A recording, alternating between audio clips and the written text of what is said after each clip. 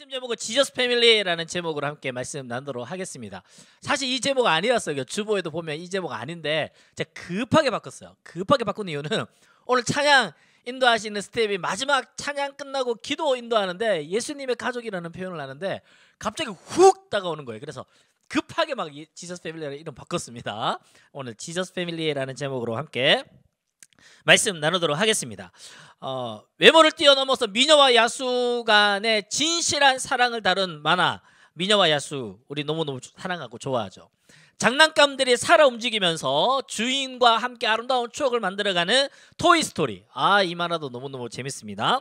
모든 걸 얼려버리는 능력을 가진 언니가 헤어진 자매와의 서로를 지켜주는 그 만화 뭐죠? 겨울왕국.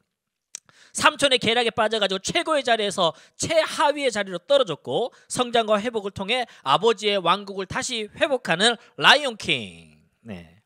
신비한 힘이 있었지만 마녀의 과보호를 받으면서 탑 속에 갇혀 있었던 원래는 공주였던 그 여인 누굽니까? 긴머리 소녀 라푼젤. 우리가 다들 좋아하고 재밌어하고 한두 번 보았을 법한 만화, 영화 또 책입니다. 이 이야기들은 다 실제인가요? 허구인가요? 허구죠. 허구임에도 불구하고 우리 이런 만화를 참 좋아합니다. 너무너무 좋아합니다. 저는 이 중에서 라푼젤 제일 좋아합니다. 너무너무 재밌어요. 이런 캐릭터의 여성 있으면 저는 결혼했습니다. 너무 좋을 것 같아요. 네. 허구인 줄 알면서도 우리가 이런 만화들, 디즈니, 동화들을 좋아하는 이유가 뭘까요? 여기가 허구인 걸 알지만 우리가 갈망하는 거예요. 또는 우리가 남자들 좋아하는 어벤져스, 허구죠. 허구죠. 하지만 그 어벤져스에 우리가 갈망하는 이유가 뭡니까? 그런 히어로를 우리가 꿈꾸고 있다라는 겁니다. 좋은 이야기들이 있습니다. 죽음으로 끝나면 안 됩니다. 사랑하는 이를 잃어버려서는 안 됩니다. 악이 세상을 이겨서도 안 됩니다. 우리의 마음속에 근원적으로 그런 갈망들이 있기 때문이죠. 그러다 보니까 우리 모두가 좋아하고 어린 아이들은 뭐 겨울왕국 만화만 보면 전부 다 자기가 엘사가 돼가지고 막 추운데도 막 그 뭐죠 그 막 이렇게 뭐라 그러죠? 막 이게 보이는 그 뭐라죠? 이렇게 막 망사 같은 거 그죠? 그런 거 막 입고 돌아다녀요. 막 자기가 막 돌아요. 남자애들 슈퍼맨 보면 자기가 슈퍼맨인지 알고 빨간색 망토 입고 막 뛰어다니죠. 어릴 때 그거 보면 귀엽습니다. 그런데 나는 여전히 그걸 갈망한다 해서 우리가 다 큰 우리가 막 엘사 옷 입고 돌아다니면 이상하죠. 거기에서 빠져 살면 안 됩니다. 허구이지만 우리가 갈망하지만 그럼에도 불구하고 현실이 아닌 그것에 우리가 빠져 살면 안 됩니다. 그렇다면 크리스마스는 어떨까요? 크리스마스 언뜻 보기에는 크리스마스도 전설 같고 판타지 같아요. 이게 과연 존재하는가? 옛날 아주 먼 옛날이라고 시작하는 수많은 이야기들은 사실은 사실이 아닌 거예요. 사실 여부를 알 수 없는 거예요. 사실 여부를 알 수 없다는 것은 사실이 아니라는 거예요.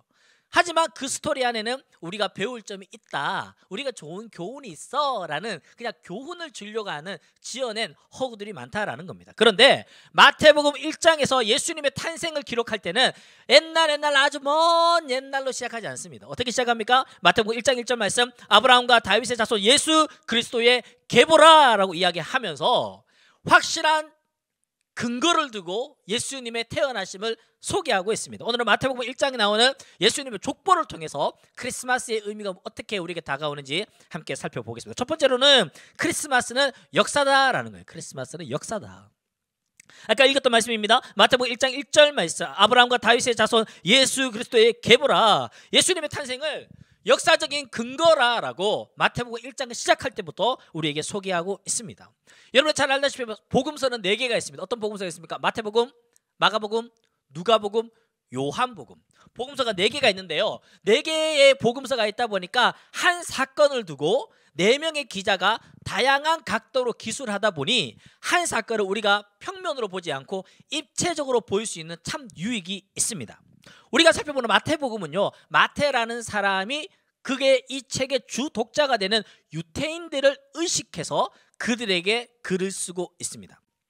그런데 유대인들이 뭘 좋아하냐 하니까 내가 쓰는 독자들이 좋아할 만한 소재를 가지고 써야 되지 않겠어요? 그래서 자기가 내 책을 읽게 될 독자들이 유대인이니까 유대인들이 좋아할 만한 소재로 시작을 합니다. 그게 뭐냐니까 족보였다라는 거예요. 족보.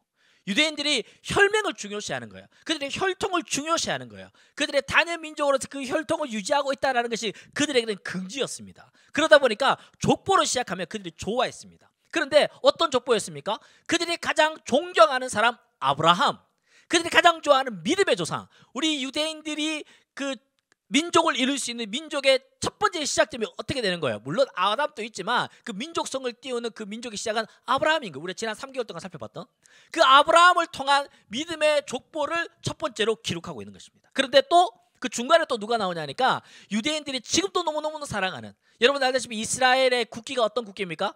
두 개의 파란색 바 사이에 삼각형 두 개를 엮어놓은 별 있잖아요. 그 별을 어떤 별이라 하죠? 다윗의 별이라고 하잖아. 아직까지도 이스라엘 사람들은 다윗을 가장 좋아하는 왕으로 인정하는데, 마태가 아주 전략적으로 유대인들이 좋아하는 족보를 사용하는데 어떤 족보를 쓰냐니까 그들이 가장 존경하는 아브라함과 그들이 가장 좋아하는 다윗의 족보로 이어가면서 시작하고 있더라라는 거예요. 마치 우리가 목사님, 여러분들 어떤지 모르겠는데 목사님 중학교 때까지만 해도 노래방 갈 때 노래방 1시간 주잖아요. 1시간. 요즘 얼마나, 그때 막 5,000원에 1시간 막 이렇게 했었는데 5,000원 내가 1시간 노래를 쭉 부르다가 마지막 59분이 되면 무슨 노래를 틀는지 알아요? 한국을 빛낸 100명의 위인들. 이게 노래가 제일 길었거든요.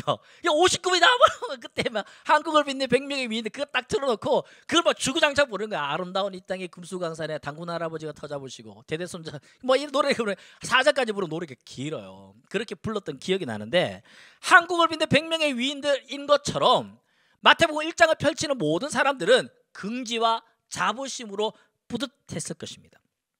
그런데 그러므로 마태가 기록한 아브라함과 다윗으로 이어지는 이 족보는 틀림없고 거짓일 수가 없으며, 왜냐하니 이 족보를 읽어 내려가는 사람들은 이 족보에 나오는 자기 선조들이 있는 자기의 족보일 수도 있고 본인의 족보가 아니라 할지라도 그들이 가장 존경하는 아브라함과 다윗의 족보이기 때문에 감히 남의 족보를 거짓으로 쓸 수가 없습니다.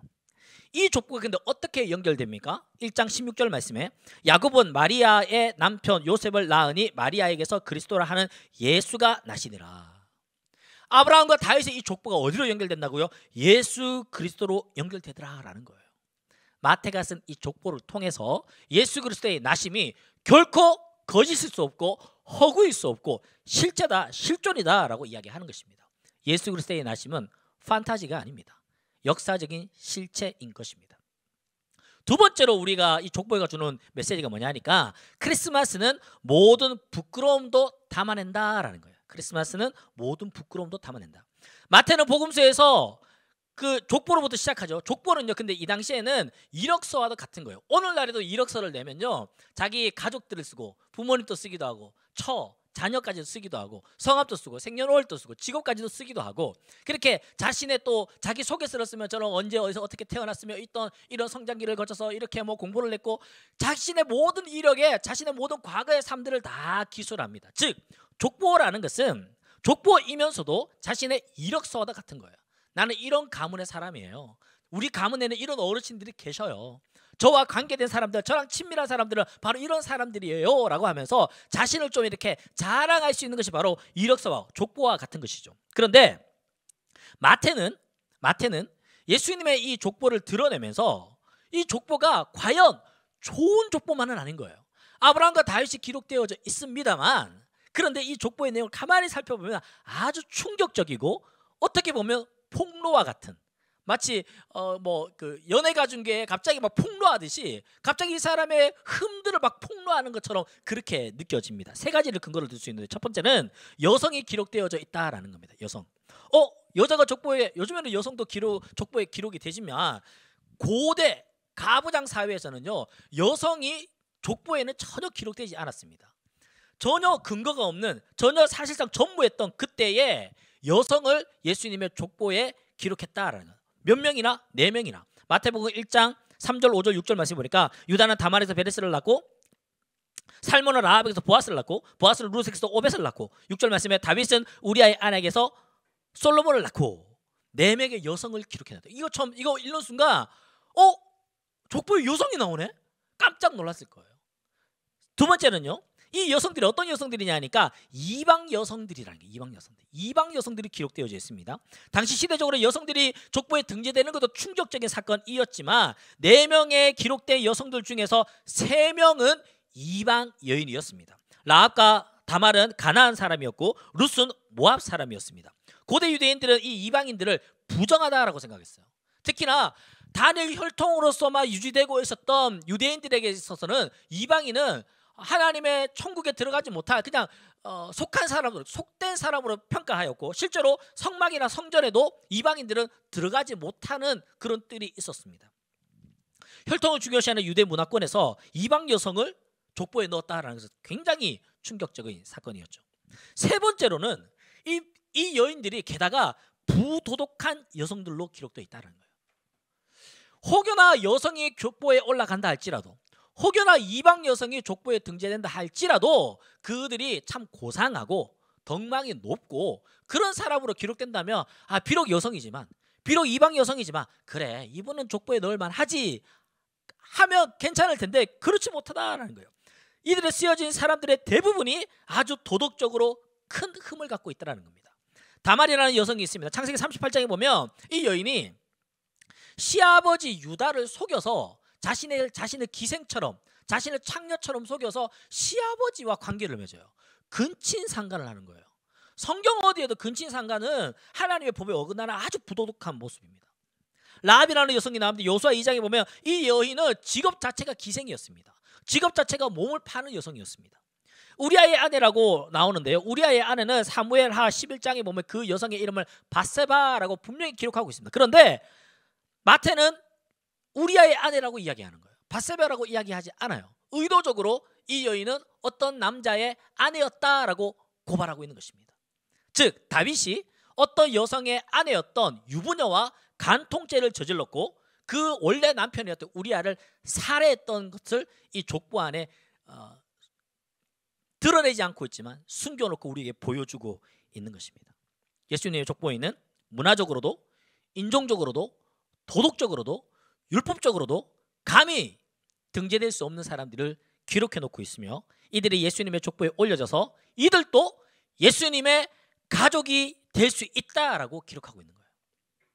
그렇다면 성적으로 문란하고 막 근친상간하고 간통죄를 저지르고 심지어 살인죄를 저질러도 괜찮다라는 얘기일까요? 그건 아니죠. 그게 괜찮다라는 것이 아니라 비록 부도덕함이 있고 수치스러움이 있고 부끄러운 과거가 있다 할지라도, 그렇다 할지라도 예수 그리스도의 사랑과 은혜 안에서 우리가 용서받고 덮이고 수용될 수 있다라는 것을 말하는 것입니다. 나쁜 짓 해도 된다라는 게 아니라 그렇다 할지라도, 어제 토요일 밤까지 우리가 참 수치스럽고 부끄러운 모습으로 살았다 할지라도 오늘 이 순간 우리가 예수님께 나아올 때 예수님의 그 사랑으로, 그 용서하심으로, 그 넉넉한 마음 속에 우리를 담아낼 수 있다라는 거예요. 착한 사람만 예수님의 가족이 되는 것이 아니라 누구든지 어떤 누구라도 예수님의 가족으로 받아들여질 수 있다라는 말씀을 오늘 족보를 통해서 우리에게 보여주는 거예요. 라합도 예수님의 가족에 들어간단 말이야. 다말이라는 이 여인도 예수님의 족보에 들어간단 말이야. 우리아의 아내도 밧세바도 우리가 이 사건을 다 알고 있는데, 다윗의 가장 부끄러운 치부인 걸 우리가 다 아는데 이 여인도 예수님의 족보에 들어간단 말이야. 그렇다면 나도 예수님의 족보에 들어갈 수 있지 않을까? 그럼요. 이사야서와 마태복음과 누가복음 말씀을 제가 읽어드리겠습니다. 이사야 55장 1절 말씀에 오호라 너희 목마른 자들아 물러나오라, 돈 없는 자도 오라. 너희는 와서 사 먹되 돈 없이 값없이 와서 포도주와 젖을 사라. 마태복음입니다. 수고하고 무거운 짐진 자들아 다 내게로 오라, 내가 너희를 쉬게 하리라. 누가복음입니다. 예수께서 대답하여 이르시되 건강한 자에게는 의사가 쓸데없고 병든 자에게는 쓸데가 있나니 내가 의인을 부르러 온 것이 아니요 죄인을 불러 회개시키러 왔노라. 할렐루야. 아멘 아멘. 예수 그리스도의 은혜가 필요 없는 사람은 아무도 없습니다. 예수 그리스도의 은혜가 필요 없다면 우리 여기 앉아있지 않겠죠. 주말 아침에 영화 보고 좀 편하게 쉬고 늦잠 자고, 코로나가 이렇게 많은데 현장 예배까지 굳이 올 필요가 없었겠죠. 우리 모두가 하나님의 은혜가 필요한 거예요. 그래서 이 자리까지 있는 거죠. 반대로 예수 그리스도의 은혜를 받을 수 없는 사람도 없습니다. 모두가 예수 그리스도의 은혜를 다 받을 수 있는 거예요. 나는 자격이 없어, 나는 부끄러워, 나 같은 사람이 감히 어떻게? 아니요, 우리 모두가 예수 그리스도의 그 은혜를 받을 수 있는 사람들입니다. 아무리 약해도, 아무리 악해도, 아무리 부도덕해도, 아무리 수치스러움이 많다 할지라도 자신이 죄인임을 깨닫고 예수 그리스도의 보혈을 믿고 그분 앞에 나와 그분을 의지하고 그분의 사랑 안에 들어갈 때 그분은 우리의 모든 부끄러움을 부끄럽게 여기지 아니하시고 당신의 가족으로 우리를 받아주신다라는 겁니다. 히브리서 2장 11절 말씀 우리 다 같이 한번 읽어볼까요? 시작. 거룩하게 하시는 이와 거룩하게 함을 입은 자들이 다 한 근원에서 난지라. 그러므로 형제라 부르시기를 부끄러워하지 아니하시고. 할렐루야. 아멘 아멘. 주께서 우리를 형제라 부르기를 부끄러워하지 않는다라는 겁니다. 얼마나 감사하고 얼마나 영광스러운지요. 세 번째로 마태가 기록하고 있는 예수님의 이 족보가 주는 의미가 뭐냐 하니까 크리스마스는 기다림의 믿음이다라는 거예요. 창세기 12장 2절에 3절 말씀에 내가 너를 큰 민족을 이루고 내게 복을 주어 내 이름을 창대하게 하리니 너는 복이 될지라. 너를 축복하는 자에게 내가 복을 내리고 너를 저주하는 자에게 내가 저주하리니 땅의 모든 족속이 너로 말미암아 복을 얻을 것이라 하신지라. 우리 지난 3개월 동안 아브라함이라는 인물을 함께 살펴보았습니다. 하나님이 아브라함에게 주신 약속이 무엇입니까? 내가 너에게 자손을 주겠다. 내가 엄청난 자손을 너에게 주겠다라는 약속을 하지 않았습니까? 그 약속이 어떻게 성취되었죠?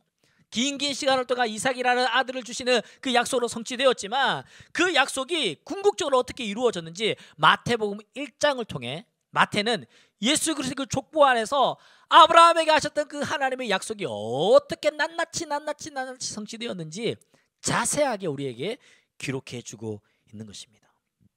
예수님의 족보는 메시아가 오신다라는 그 약속이 성취되기까지 또한 오랜 시간이 걸렸다라는 것도 우리에게 알려주고 있죠. 심지어 구약의 마지막 선지자였던 말라기와 신약에서 예수님이 오심을 선포하는 선지자였던 세례 요한 그 사이에는 400년이라는 간극이 있습니다. 400년 동안 침묵 기간이 있었습니다. 그 시간 동안 사람들은 하나님 우리를 잊어버렸어. 하나님 우리의 약속을 잊어버렸어. 하나님 우리에게 메시아를 주겠다라는 그 약속을 잊어버렸어. 우리는 하나님께 버림받았어 라고 착각했을는지 모르지만 그 400년의 침묵 이후에 예수 그리스도는 이 땅에 오셨습니다. 요셉 스토리를 한번 살펴볼까요? 요셉은 꿈을 꿨습니다. 어떤 꿈을 꿨습니까? 형제들의 별 집단이 자기에게 절을 하는 꿈을 꿨습니다. 또 어떤 꿈을 꿨습니까? 해와 달과 11개 별이 자기에게 절하는 꿈을 꿨습니다. 두 번이나 연거푸 동일한 꿈을 꿨습니다. 그런데 그의 인생은 전혀 정반대로 살아가게 되죠. 형들에게 살해 위협을 당하게 됩니다. 노예로 팔리게 됩니다. 감옥에 갇히게 됩니다. 꿈과 전혀 반대의 인생을 살아가게 되는 거예요. 어떻게 생각할까요? 하나님 내 꿈을 잊어버리셨구나. 아니, 하나님이 나의 존재 자체도 잊어버리셨구나. 나는 버림받았구나. 이 생각이 왜 안 들겠어요? 들죠. 그런데 그의 인생 말미에 창세기 50장 그가 죽기 직전에 어떻게 고백하는지 아세요? 창세기 50장 20절 말씀에 당신들을 나를 해하려 하였으나 하나님은 그것을 선으로 바꾸사 오늘과 같이 많은 백성의 생명을 구원하게 하시려고 하셨나니. 내가 그 꿈을 꿨지만 그 꿈이 버림받은 것 같고 잊혀진 것 같았지만 그 시간을 지나고 보니 하나님이 그 꿈을 주시고 지금 이때까지 나를 인도하신 이유를 보니까 많은 사람을 구원하시려고 이렇게 인도하셨구나라고 그의 인생 말미에 고백하게 되더라는 거예요. 하나님의 구원의 때가 분명히 있습니다. 내 눈에는 캄캄하고 내 눈에는 놓쳐진 것 같고 내 눈에는 기회가 없어진 것 같지만 하나님의 때는 완벽합니다. 야이로의 딸 스토리 한번 볼까요? 회당장 야이로에게는 12살 된 예쁜 딸이 있었습니다. 회당장입니다. 돈도 있었습니다. 명예도 있었습니다. 수많은 인맥이 있었습니다. 하지만 그 딸이 어떤 병에 걸려서 시름시름 죽어가고 있는 거예요. 수많은 약을 써봤습니다. 수많은 의원들을 불러봤지만 아무런 효용이 없었습니다. 그래서 그가 듣게 된 예수라는 소문을 듣고 예수의 소문을 쫓아 예수를 찾아가게 되죠. 예수여, 내 딸을 좀 고쳐주시오. 예수님, 내가 너희 집에 가겠다. 가정으로 신방하러 가는 그 길에, 빨리 1시간 급한 그 길에 12년 동안 혈루증이 마르지 않는 혈루병 걸린 여인이 예수님의 옷자락을 만지는 일이 벌어집니다. 예수님의 옷자락을 만지고 그 예수님의 능력으로 이 여인이 병을 낫게 되었습니다. 빨리 그 야이로의 딸에게로 가야 하는데 그 일 때문에 일들이 막 지체되는 거예요. 사람들과 설왕설래하게 되고 막 이런 일들이 벌어지면서 예수님이 신방 가는 그 길이 좀 지체가 되었습니다. 그리고 가는 길에 그 집에서 곡소리가 들리는 거예요. 아이고 아이고 아이고. 집에서 종들이 나옵니다. 왜 이제 오십니까? 당신의 딸이 죽었습니다. 야이로가 어떤 마음이 들었을까요? 그때 그 여인만 아니었어도, 예수님이 빨리 오셨더라도, 10분만 빨리 도착했더라도 내 딸은 살았을 텐데 나는 망했구나, 나는 기회가 사라졌구나, 그런 생각이 왜 안 들겠어요? 그때 예수님이 어떤 말씀하신지 알아요? 마가복음 5장 39절 말씀입니다. 들어가서 그들에게 이르시되 너희가 어찌하여 떠들며 오느냐, 이 아이가 죽은 것이 아니라 뭐라고요? 잔다라고요. 우리가 보기에는 기회는 사라진 것 같아요. 우리가 보기에는 그냥 죽은 것 같아요. 우리가 보기에는 다 망한 것 같아요. 난 망했다. 수능 점수가 그저께 나왔죠. 뭐 이미 가채점으로 대충은 알 수 있었지만 정확한 점수표를 받고, 물론 아직 평가가 안 나온 재판이 남아있는 것도 있긴 하지만, 그 성적표 받으면서 많은 친구들이 또 한숨 짓는 일이 있었겠죠. 막 2번 죽이는 느낌, 수능 끝나고 1번 죽었는데 또 2번 죽이는 느낌, 그런 마음 왜 안 들겠어요? 나는 망한 것 같고, 하나님께 나는 잊혀진 바 된 것 같고, 내가 그렇게 기도했는데 하나님 내 기도를 듣지 않으신 것 같고, 그런 마음이 왜 안 들겠냐고요. 저는요, 수능 치고요, 대학교를 저희 때는 이렇게 특차라 그랬나? 어쨌든 그 정시 전에 가는 게 있어요. 수시를 안 하고 특차라 그래요. 용어도 기억 안 난다. 그걸로 붙었거든요. 근데 엄마가 돈이 없다는 거예요. 등록금이 없는 거예요. 대학이 붙었는데 등록금이 없어가지고 엄마가 재수하라는 거예요. 여러분들 그거는 상상해봤습니까? 등록금이 없어서 재수하는 거예요. 그래서 제가 쿨한 척했죠. 아이 뭐 재수하면 조동원대 가면 되지 뭐. 국립대 가지 뭐. 이렇게 생각했는데 일주일 내내 울었어요. 얼마나 원망했는지. 대학 붙고도 돈이 없어서 대학 못 가는 이런 실적이 얼마나 원망스럽고, 내 인생은 망했다고, 나는 쪽팔린다고, 내 인생 거지 같다고 막 얼마나 일주일 내내 원망했는지 몰라요. 그런데 엄마가 그 마음을 아셨는지 엄마한테 그 표현 안 했는데, 엄마가 삼촌한테 돈을 빌려다가 등록금을 치렀던 기억이 납니다. 하나님은 내 약속을 잊은 듯하고, 나는 하나님께 버림받은 듯하고, 내 인생은 망한 것 같은 그런 순간들이 왜 없겠습니까? 하지만 하나님은 우리를 향한 약속이 분명히 살아있고 그 약속 분명히 이루시는 분이십니다. 우리가 상상도 못할 방법으로 하나님은 하나님의 때에 당신의 그 약속을 이루어 가십니다. 어느 누가 메시아이신 왕이신 그 하나님이 아브라함 후손, 다윗의 후손이 되어 400년의 침묵을 거치고 마구간의 구유에 태어날 걸 누가 상상이나 했겠습니까? 누가? 하박국 2장 3절 말씀입니다. 이 묵시는 정한 때가 있나니 그 종말이 속히 이르겠고 결코 거짓이 아니니라. 비록 더딜지라도 기다리라. 지체되지 않고 반드시 응하리라. 베드로후서 말씀입니다. 주의 약속은 어떤 이들이 더디다고 생각하는 것 같이 더딘 것이 아니라 오직 주께서는 너희를 대하여 오래 참으사 아무도 멸망하지 아니하고 다 회개하게 이르기를 원하시느니라. 에베소서 3장 20절 말씀. 우리 가운데 역사하시는 능력대로 우리가 구하거나 생각하는 모든 것에 더 넘치도록 능히 하실 이에게. 어떻게 해요? 우리가 보기에는 약속이 더딘 것 같고 우리가 보기에는 이 무엇이 잊혀진 것 같다 할지라도 기다려라. 하나님의 때는 완벽하다. 하나님이 우리가 생각하는 것 그 이상으로 더 넘치도록 우리에게 응답해 주실 것이다. 할렐루야. 아멘 아멘. 그 믿음과 소망을 가지고 이 크리스마스를 맞이했으면 좋겠습니다. 크리스마스는 하나님이 잊으신 듯 해 보이다 지금 또 놀라운 약속을 이루고 계심을 우리에게 시사해 주는 교훈이 있습니다. 우리가 감히 구하거나 상상한 것 이상으로 넘치도록 우리에게 그 약속을 이루어 주실 주님을 우리가 끝까지 신뢰합시다. 말씀의 결론입니다. 크리스마스는 역사입니다. 실제입니다. 판타지가 아닙니다.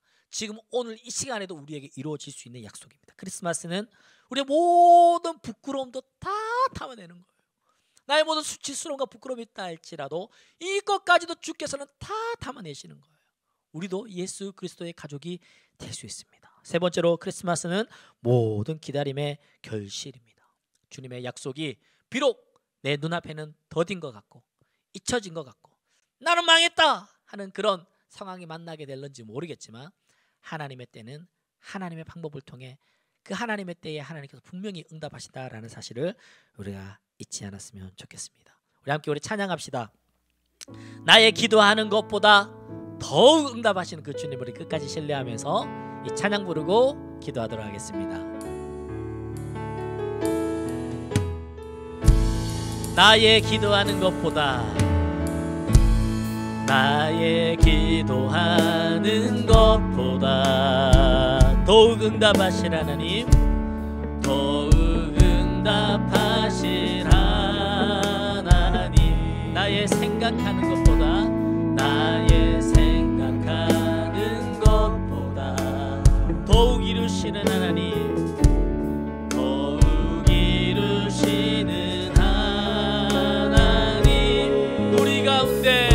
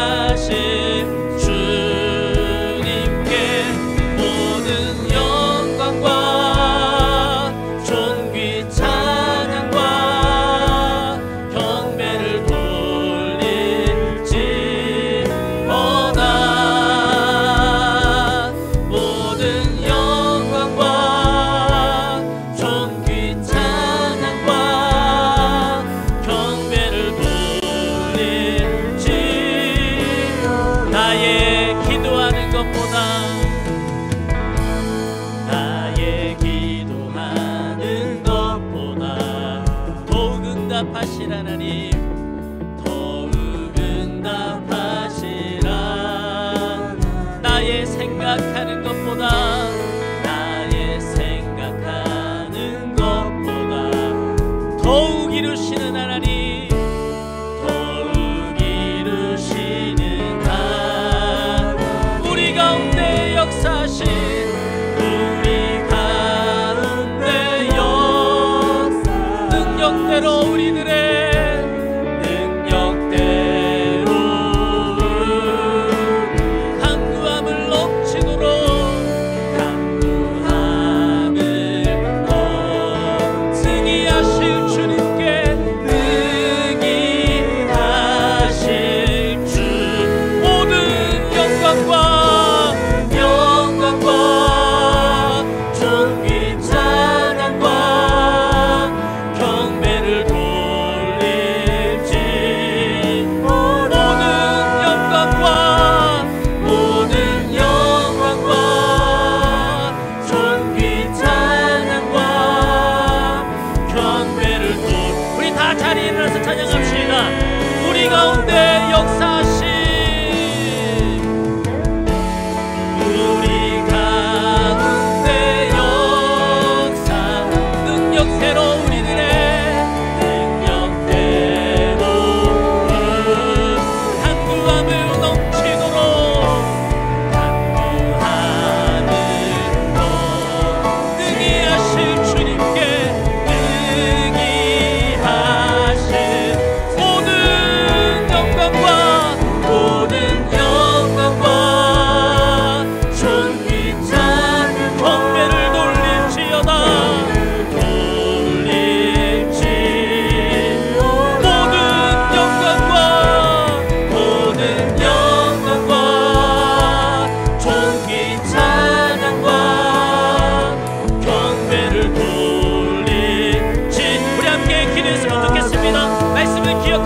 나의 모든 부끄러움과 수치스러움과 연약함이 있다 할지라도 이 모든 것까지도 예수 그리스도의 사랑과 용서 안에서 예수님의 가족으로 받아들여줄 수 있습니다. 하나님, 나의 모든 연약함을 용서하여 주시고 주님의 품 안에 안기를 우리가 되게 하여 주시옵소서. 하나님의 약속이 이루어짐에 있어서 오랜 시간이 걸린다 할지라도 결코 그 하나님의 약속은 변치 않음을 우리가 믿게 하여 주시고 내 인생을 끝까지 인도하실 주님을 끝까지 신뢰하는 믿음 허락하여 주시옵소서.